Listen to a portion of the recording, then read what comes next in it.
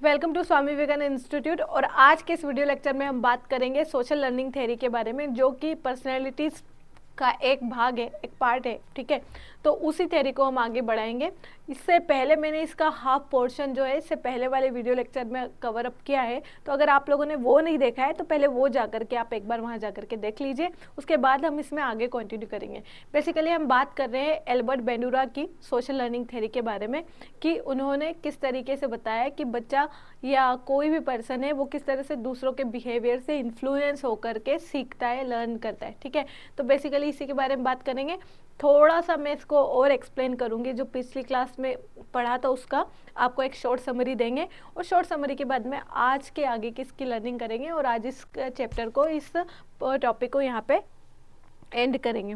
तो बेसिकली क्या होगा, सबसे पहले देखिए, अगर हम बात करें सोशल लर्निंग थ्योरी की, ठीक है, तो सोशल लर्निंग थ्योरी एक लर्निंग थ्योरी है, ठीक है, सोशल बिहेवियर की, which proposes that new behavior can be acquired by observing and imitating। ये इसका कीवर्ड है कि जो नए बिहेवियर है वो किसके थ्रू सीखे जा सकते हैं, इमिटेट करके, और किसके द्वारा बताइए, एक इमिटेट करके और एक ऑब्जर्व करके। ऑब्जर्व करना एक अलग चीज़ होती है, इमिटेट करना एक अलग चीज़ होती है। क्या डिफरेंस होता है आगे वाले आने वाले लेक्चर में हम देखेंगे। ठीक है, जब आगे बात करेंगे, social learning theory introduced by psychological Albert Bandura. ठीक है, एल्बर्ट बेंडूरा ने ही इस थ्योरी को दिया था, ये बात हम पहले कर चुके हैं। ठीक है, इससे ज़्यादा अभी इसमें और नहीं देखेंगे, आगे डिस्कस करेंगे। ठीक है, ये यहाँ पे एक बार उसको मैं समझा देती हूँ कि तीन बातें जो सोशल लर्निंग थ्योरी का मेन बेस है वो आप लोगों को पता होना चाहिए। इस बेस में क्या है, नंबर वन क्या है, people can learn through observation. ठीक है, कि लोग जो है वो ऑब्जर्व करके सीख सकते हैं। ठीक है, लाइक किस तरह से सीखेंगे, जैसे हम लोग हैं। ठीक है, आप लोग कोई टीवी सीरियल देख रहे हैं। ठीक है, टीवी सीरियल देखा आपने, किसी एक कैरेक्टर को देखा, कैरेक्टर की कुछ स्टाइल्स को देखा, या फिर कुछ किसी पर्टिकुलर तरीके से उनको बात करते हुए देखा। ठीक है, उसको अच्छे से ऑब्जर्व किया और आपने उनको जस्ट जैसे उन्होंने किया था, जिस तरीके से वो बात कर रहे थे, वो ऑब्जर्वेशन करके अपने माइंड में बिठाया, और आप खुद भी वो चीज़ सीख गए, और आपने भी उसी तरीके से वही टोन में बात करना शुरू कर दिया, या उनका कोई एक पर्टिकुलर चीज़ को फॉलो करना शुरू कर दिया, या उनकी कोई हैबिट को फॉलो करना शुरू कर दिया जो पर्टिकुलर कैरेक्टर पर्टिकुलर सीरियल में रखता है। ठीक है, बात समझ आ रही है। तो ऑब्जर्व करके लर्न किया जा सकता है। ठीक है, जैसे बच्चे हैं, बड़ों को ऑब्जर्व करते हैं और फिर सीखते हैं। लाइक अगर जैसे पेरेंट्स जो है, अगर वो घर का काम करते हैं तो आपने देखा होगा कि बच्चे भी उसी तरीके से काम करने की कोशिश करते हैं। तो बेसिकली वो पहले अपने पेरेंट्स को ऑब्जर्व करते हैं, और ऑब्जर्व करने के बाद क्या करते हैं, उसको लर्न करते हैं। ठीक है, तो ये पहला पॉइंट है। दूसरा पॉइंट आप लोगों को याद रखना है कि mental states are important to learning. जो कभी आप लर्न करोगे, ठीक है, जो कुछ भी आप लर्न करोगे उसके लिए आपकी मेंटल स्टेट का होना बहुत ज़्यादा ज़रूरी है। ठीक है, तो मेंटल स्टेट कैसी होगी ये इस बात पे बहुत ज़्यादा डिपेंड करता है कि आप कितना सीखेंगे। क्लियर। तो मेंटल स्टेट, ले सपोज कि आप मेंटली अनस्टेबल है, आपको कोई टेंशन है, आपको कोई स्ट्रेस है, फैमिली में कोई ट्रेजेडी हो गई, या फिर कहीं पे भी आप किसी से मिल के आए हो, आपका झगड़ा हुआ है, तो उस कंडीशन में आपकी मेंटल स्टेट क्या है, स्टेबल नहीं है। अब उस टाइम में अगर आप बहुत ज़्यादा गुस्से में हो, परेशान हो, और आपको कोई आकर के कुछ सिखाएगा तो आप नहीं सीख पाओगे। ठीक है, वहीं अगर आप काम माइंड है, एंथुसियाज्म है आपके अंदर, you are feeling calm, and you have to a tendency that you want to learn। ठीक है, एक टेंडेंसी बनी हुई है आपकी कि नहीं आपको सीखना है। ठीक है, तो फिर आप लोग जल्दी सीखोगे। ठीक है, तो मेंटल स्टेट का होना बहुत ज़्यादा ज़रूरी होता है कोई भी लर्निंग। और मेंटल स्टेट कैसी होना चाहिए, काम और सीखने के लिए स्टेबल। ठीक है, अगर उसका अपोजिट है तो आप नहीं सीख पाओगे। ठीक है, होपफुली आप लोगों को मेरी बात समझ आएगी। चलते नेक्स्ट की तरफ। ठीक है, नेक्स्ट क्या बोलता है कि learning does not necessarily lead to behaviour change. कि जो लर्निंग है वो बिहेवियर चेंज को हमेशा लेकर के नहीं आती। मतलब ये बिल्कुल फिक्स नहीं है कि जब भी आप कुछ लर्न करोगे तो आपके बिहेवियर में चेंज आएगा ही आएगा। बेसिकली जब भी लर्निंग की बात होगी, इसकी जो ट्रेडिशनल डेफिनेशन है, उस ट्रेडिशनल डेफिनेशन में ये बताया गया है कि learning always tends to change in behaviour. लेकिन जो आपके एल्बर्ट बेंडूरा है उन्होंने बताया कि लर्निंग के थ्रू हमेशा बिहेवियर में चेंज नहीं आता है। तो ये बात आप लोगों को याद रखनी। चलते हैं आगे की तरफ। अगला है कोर कंसेप्ट। मैंने आपको इसके बारे में बताया था, थोड़ा सा एक एक बार और देख लेते हैं। ये 3 कोर कंसेप्ट है। सबसे पहले होता है आपका ऑब्जर्वेशनल लर्निंग, इंट्रिंसिक रिइंफोर्समेंट और लर्निंग इंडिपेंडेंट बिहेवियर। मतलब कि आप पहले ऑब्जर्वेशनल लर्निंग होगी आपकी, ठीक है। ऑब्जर्वेशनल लर्निंग के 3 पार्ट है, एक होता है लाइव मॉडल, एक होता है सिंबॉलिक मॉडल और एक होता है verbal interactional model. Live model कौन से मॉडल होते हैं, सिंबॉलिक मॉडल कौन से होते हैं। लाइव मॉडल मतलब कि जो आपके आसपास के लोग हैं, ठीक है, जो कैरेक्टर प्ले कर रहे होते हैं, जो आपके साथ में उठ रहे बैठ रहे होते हैं, जिनके लाइक आपके पेरेंट्स हो गए, ठीक है, या फिर आप ऑफिस में गए तो आपके कॉलिग्स हो गए, ठीक है। तो इस तरीके से जो लोग आपके आसपास होते हैं, ठीक है, और उनको देख करके आप कुछ सीख रहे होते हैं, तो वो आपके लाइव मॉडल है, ठीक है। इसके अलावा जो आपका सिंबॉलिक मॉडल है, सिंबॉलिक मॉडल कौन से हो गए, जैसे आप टीवी में देख रहे हैं, ठीक है, सीरियल में देखा आपने, न्यूज़पेपर में किसी के बारे में पढ़ा, ठीक है। तो ये सारी चीज़ें जो अभी आपके सामने करंटली अवेलेबल नहीं है, लेकिन आपके सामने स्क्रीन पे चल रही है, कहीं और से आपने उन लोगों के बारे में सुना है और उनसे आपको कुछ सीखने को मिल रहा है, तो वो वाले मॉडल आपके सिंबॉलिक मॉडल हो गए। जैसे मैंने एक एग्जांपल दिया था कि किसी एक्ट्रेस को आप देखते हैं टीवी में और उनसे कुछ सीखते हैं, तो ये एक तरह का आपका सिंबॉलिक मॉडल हो गया, ठीक है। जो कैरेक्टर टीवी में या कहानियों में रोल प्ले कर रहे होते हैं और आप उनसे सीख रहे होते हैं, तो ये आपका कौन सा मॉडल होता है, सिंबॉलिक मॉडल, याद रखिएगा। अगला है आपका वर्बल इंटरेक्शनल मॉडल, ठीक है। अब वर्बल इंटरेक्शनल मॉडल क्या होता है, बेसिकली वर्बल इंटरेक्शन मॉडल मतलब जिससे आप बात करते हुए कुछ सीख सकते हो, ठीक है। जिसके आप, जैसे कोई भी व्यक्ति है जिसके थ्रू आप सीखना चाह रहे हो, आप उससे इंटरेक्ट कर पा रहे हो, तो वो वाले सब लोग जो है, वो वाली लर्निंग या वो वाले मॉडल जो होंगे, वो मोड जो होगा लर्निंग का, वो वर्बल इंटरेक्शनल मॉडल होंगे। होपफुली आप लोगों को मेरी बात समझ आई होगी। इसी तरह से इंट्रिंसिक रिइंफोर्समेंट का मतलब होता है कि आपके अंदर से रिइंफोर्समेंट आ रहा है किसी काम को करने के लिए, ठीक है, तो वहाँ पे लर्निंग अच्छी होगी। फॉर एग्जांपल आप जा रहे हैं सड़क से, ठीक है, और आपको दिखता है कि आपकी फेवरेट बुक स्टॉल दिख गया, ठीक है। अब आप वहाँ पे जाएंगे, ठीक है, उस बुक को खोल करके देखेंगे और कुछ ना कुछ अगर आपको छोटी मोटी सी कोई नॉलेज या इन्फॉर्मेशन मिलेगी तो आपकी ध्यान उसकी तरफ भी जाएगा। तो वो आप उसकी तरफ क्यों गए, क्योंकि आप इंट्रिंसिक रिइंफोर्समेंट है, आपके अंदर से आ रहा है कि आपको जाना है, स्टॉल पे जाना है। और क्यों, क्योंकि आपका इंटरेस्ट है बुक्स में, पढ़ने में, तो आपने वो बुक देखी, ठीक है।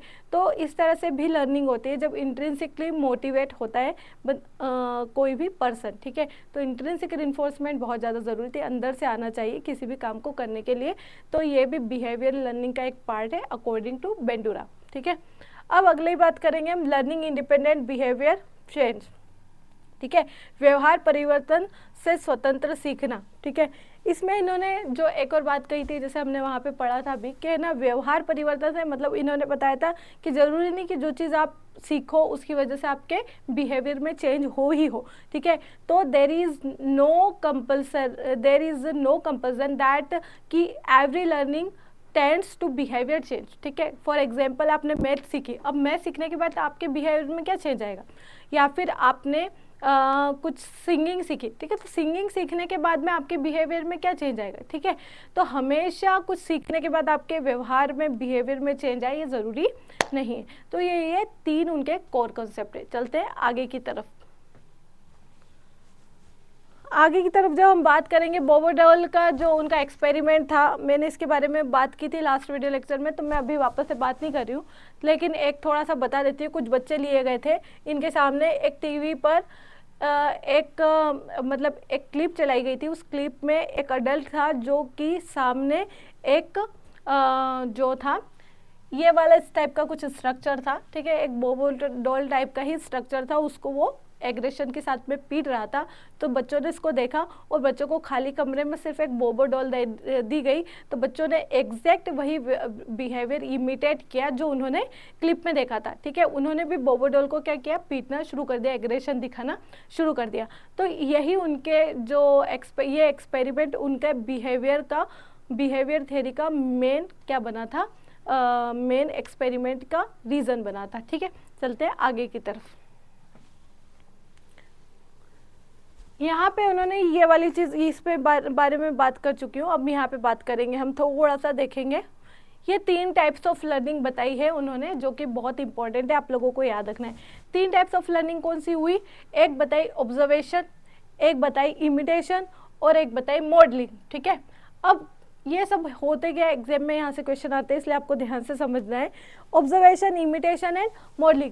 बेसिकली ऑब्जर्वेशन में क्या होता है, आपका कॉग्निशन शामिल होता है। कॉग्निशन मतलब आपकी संज्ञानात्मक व्यवस्था शामिल होती है। ठीक है, तो आपने क्या देखा, चीज़ों को ऑब्जर्व किया, ध्यान से देखा और देखने के बाद आपने सीख लिया। ठीक है, बात समझ आई? तो ये हो गया ऑब्जर्वेशन। ठीक है, दूसरा इमिटेशन। इमिटेशन में क्या होता है बेसिकली कि हमने कोई चीज़, किसी व्यक्ति को कुछ काम करके देखा, काम करते देखा, या किसी एक पर्टिकुलर तरीके से बात करते हुए देखा और आपने बिना अपना माइंड यूज़ किए देखा और कॉपी कर ली।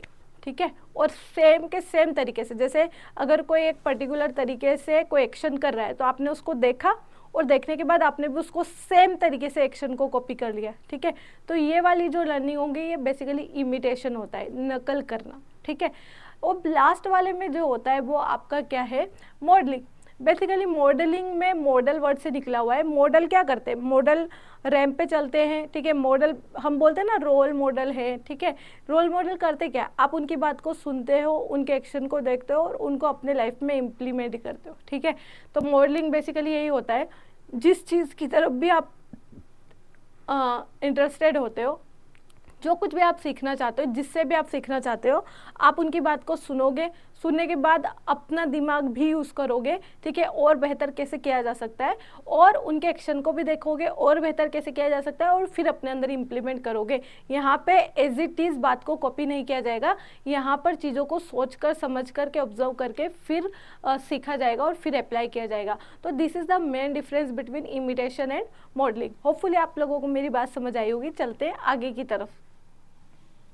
अब जब हम आगे की तरफ बात करेंगे, मोस्ट इम्पोर्टेंट टॉपिक है, यहाँ से एग्जाम में बार बार रिपीट होता है ये वाला क्वेश्चन। ठीक है, अटेंशन, जो कि है steps of observational learning and modelling process. ठीक है, मतलब कि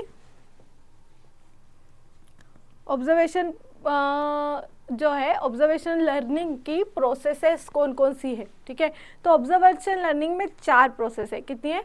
4। कौन कौन सी है उस पर नजर दौड़ाएंगे और आपको एज इट इज याद रखना है।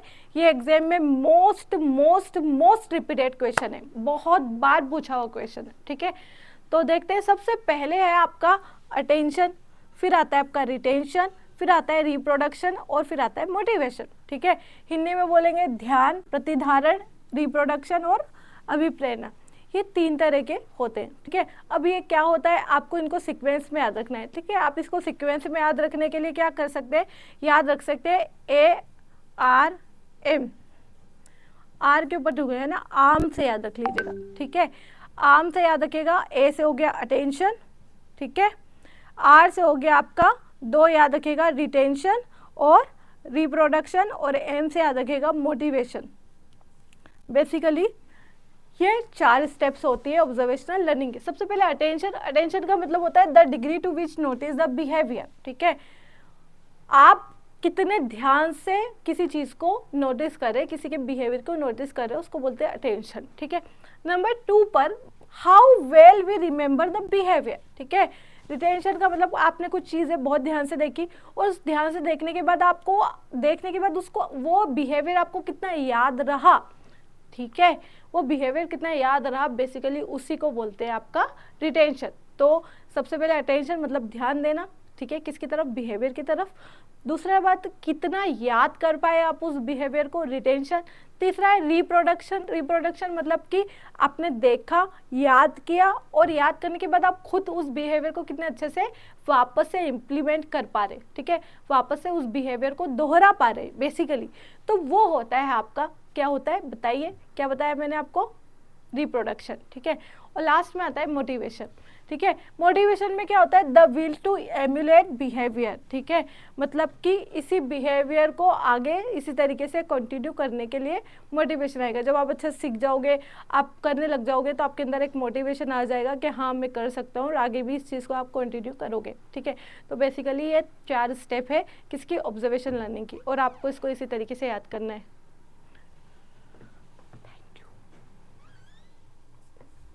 आगे बात करेंगे हम लोग तो देखेंगे, आगे देखते हैं अगला। देखिए यहाँ पे एक और इम्पॉर्टेंट है, रेसिप्रोकल डिटर्मिनिज्म का कॉन्सेप्ट बहुत ज़्यादा इम्पॉर्टेंट है जो कि एल्बर्ट बेंडुआरा ने हमको दिया, ठीक है। तो बेसिकली ये किसकी बात करता है उसके बारे में देखेंगे।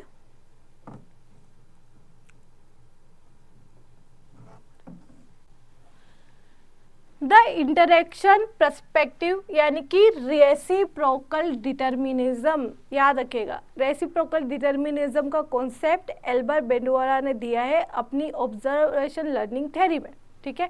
क्लियर, बात समझ आई। अब जब आगे की साइड हम इसकी बात करेंगे तो आप लोगों को याद रखना है कि होता क्या है। In the field of social learning Albert Bandura 1986 proposed a theory of reciprocal determinism. He uses the term of triadical reciprocal causation, ठीक है। उन्होंने क्या बात की, हिंदी में अगर हम बोले पारस्परिक नियतिवाद का सिद्धांत दिया। वो 3 चरों पर्यावरण, व्यवहार और व्यक्ति, ठीक है, कितने 3 वेरिएबल्स इसमें कौन कौन से हुए, एनवायरमेंट, बिहेवियर और पर्सन पर डिपेंड करता है, ठीक है। बेसिकली क्या बताया उन्होंने, रेसिप्रोकल डिटर्मिनिज्म, जहाँ पे रेसिप्रोकल वर्ड आता है उसका मतलब ये होता है कि आप एक दूसरे पे डिपेंड करते हो, एक की बात दूसरे पे निर्भर करेगी, दूसरे की बात पहले पे डिपेंड करेगी, ठीक है। तो ये होता है रेसिप्रोसिटी। अब रेसिप्रोकल डिटर्मिनिज्म का मतलब ये हुआ कि उन्होंने बिहेवियर लर्निंग के बारे में बताया कि 3 लोगों के बीच में क्या होता है, रेसिप्रोसिटी होती है 3 चीज़ों के बीच में। एक होता है एनवायरनमेंट, आसपास का माहौल क्या होता है, दूसरा आता है बिहेवियर, जिस तरह से हम व्यवहार करते हैं, तीसरा होता है पर्सन, जो वो व्यवहार कर रहा होता है, ठीक है। बात समझ आई कैसे, देखें सबसे पहले यहाँ पे इन्होंने याद रखेगा नाम ट्रायडिक रेसिप्रोकल डिटर्मिनिज्म, ठीक है। तो ये है बेसिकली, इसमें उन्होंने बताया कि नंबर 1 एक याद रखेगा पर्सन, नंबर 2 दूसरा याद रखेगा बिहेवियर, नंबर 3 एनवायरनमेंट, ठीक है। तो 1, 2 और 3 तरह से चीज़ें आपस में एक दूसरे पे रेसिप्रोसेट करती है। जैसे internal competencies, cognitive, emotion and physical. Person के क्या हो गए, पर्सन कितना ध्यान दे रहा है, कितना इमोशंस उसके अंदर, उस टाइम पे कौन से इमोशंस है, क्या फीलिंग्स उसके अंदर जनरेट हो रही है, ये सारी चीज़ें एक पर्सन से रिलेटेड। दूसरा बिहेवियर, वो किस तरीके का बिहेवियर कर रहा है, एक्शन उसके, ठीक है।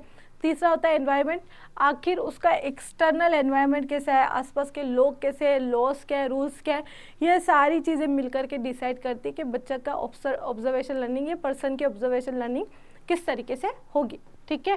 होपफुली आप लोगों को यहाँ तक मेरी बात समझ आई होगी, ठीक है। और इसके साथ में आप लोगों को 2 टर्म्स और अच्छे से सीखनी है। पहली टर्म्स होगी आपकी सेल्फ एफिकेसी और दूसरा हो गया आपका विकेरियस लर्निंग। ये 2 पॉइंट बहुत ज़्यादा इंपॉर्टेंट है, आप लोगों को याद रखना है। Self efficacy refers to an individual belief in his her or capacity, executive behavior necessary to produce a specific performance attainments, ठीक है। Self efficacy reflects confidence in the ability to exert control over one's own motivation, behaviour and basically Hindi में इसको आत्म प्रभावकारिता या आत्म क्षमता कहते हैं। बेसिकली सेल्फ एफिकेसी क्या होती है, आपका अपने खुद के ऊपर विश्वास कि आप कौन सा काम कर सकते हैं और कौन सा काम नहीं कर सकते, ठीक है। If you have confidence that you can do it, it means you can do it. बहुत सारे लोगों को अगर अंदर से ही आ रहा है कि नहीं मैं नहीं कर सकता, या मेरे अंदर उतनी कैपेबिलिटी नहीं है, मैं उतना अच्छा नहीं सोचता हूँ, मैं उतना अच्छे से नहीं सीखता हूँ, मैं उतना अच्छे से नहीं समझ सकता, ठीक है, मैं इसलिए मैं नहीं कर सकता। तो जब आपके अंदर से ही आ रहा है, आपका सेल्फ स्टीम ही ये कह रहा है कि आप नहीं कर सकते, इट मीन्स कि आपकी सेल्फ एफिकेसी क्या है, वो कमज़ोर है, ठीक है, वो बहुत लो है। लेकिन अगर आपके अंदर से आ रहा है कि नहीं मैं कॉम्पिटेंट बनूंगा, मैं ये काम कर सकता हूँ, ठीक है, तो ये वाली चीज़ जो होती है ये होती है आपकी सेल्फ एफिकेसी, आपकी स्ट्रॉन्ग है, हाई, ठीक है। मतलब खुद के ऊपर विश्वास करना, किसको लेकर के, काम को लेकर के, कि आप उस काम के लिए अपने आप को कैपेबल मानते हैं या नहीं मानते, इसको सेल्फ एफिकेसी कहते हैं। सेल्फ एफिकेसी का कॉन्सेप्ट आपको एल्बर्ट बेंडुआरा ने दिया था, ठीक है। अगला याद रखिएगा various learning. Vicarious learning, a way of learning that allows individual to learn from the experience of others. It is a conscious process that involves sensing, feeling, empathizing what people are doing and taking notes and evaluating. Basically क्या होता है vicarious learning में, आप किसी और से सीखते हैं कॉन्शियसली, ठीक है। वो क्या आप बात करना चाह रहा है, जैसे फॉर एग्जांपल अगर आपने किसी मोटिवेशनल स्पीकर को सुना, बहुत ध्यान से सुना, वो बोलना क्या चाह रहा है, किस फील से बोल रहा है, किस सेंस में बोल रहा है, तो उनकी बात को अच्छे से सुनना, समझना और फिर समझने के बाद में उनको अपने जीवन में, अपनी लाइफ में इम्प्लाई करना, इम्प्लीमेंट करना, इस चीज़ को बोलते हैं विकेरियस लर्निंग। होपफुली आप लोगों को मेरी बात समझ आई होगी कि सेल्फ एफिकेसी मतलब खुद के ऊपर विश्वास कि आप कोई काम कर सकते हो या नहीं कर सकते हो, सेल्फ एफिकेसी होता है। और विकेरियस लर्निंग वो लर्निंग होती है जहाँ पर आपको अपने ऊपर जो है जहाँ पर आप किसी और को देख करके काम सीखते हो, समझते हो और अपने अंदर अपने बिहेवियर में इम्प्लीमेंट करते हो। तो बेसिकली ये विकेरियस लर्निंग है। होपफुली आपको आज की क्लास समझ आई होगी, ठीक है। इसी तरह के और वीडियो लेक्चर्स के लिए स्वामी विवेकानंद के साथ जुड़े रहिए।